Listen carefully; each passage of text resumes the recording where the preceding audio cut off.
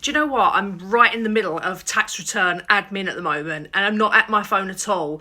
But I was literally just checking my phone, and I had to jump on to talk about something quickly. I'm going to come on at some point and talk about nail cutting.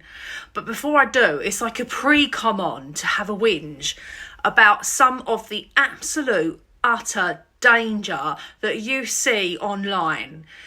I'm seeing things hitting my timeline. Algorithms are sending me stuff that really I have no business with. I really do not want to see on my timeline algorithms on social media adverts that encourage people to cut dogs' nails at home. Just saw an advert come up, and it was for a certain Chinese company that sells cheap products, and they're showing a picture of, I would call them nail cutters loosely because they won't cut your dog's nails. And they're showing you a picture of a dog's paw with this really poor, cheap equipment right at the incorrect position of a dog's nails. Basically, if you didn't know what you were looking at, you would look at it and think, you could easily look at it and think, oh, that must be what I need. Oh, I'll try that. And, you're encouraged to buy this sort of thing. Do not buy blades and try to use them on your dog. Just don't do it. I know they sell blades in mainstream shops, in pet shops and stuff like that. They sell nail cutters and blades in there.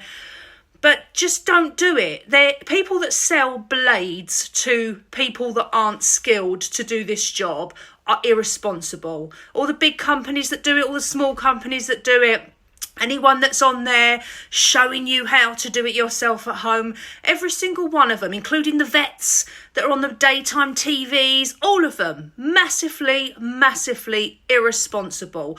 Do not use blades on your dogs. It's bad enough when you're taking your dogs to the vets to have the nails cut, because they all have a bad experience at the vets. It's a true story, and that's geographically, it's not a geographical thing that's just where I am. That's geographically all over the place.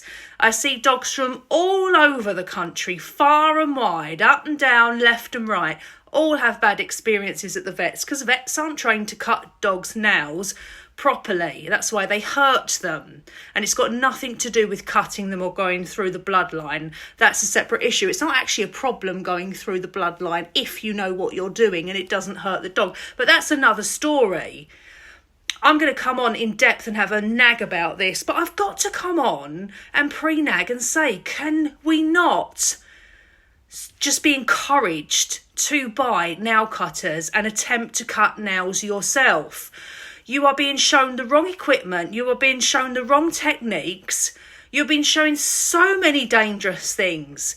You see people on there doing really, really stupid things, like putting peanut butter on their faces or their nose so the dog's distracted while you cut the nails.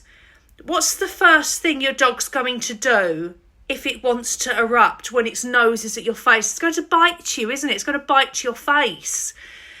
You won't know what you're doing. You don't know the correct technique. You don't know the pressure to put down. You don't know the angle to cut. You don't know where to cut. You don't know what to use. Your blades won't be sharp enough.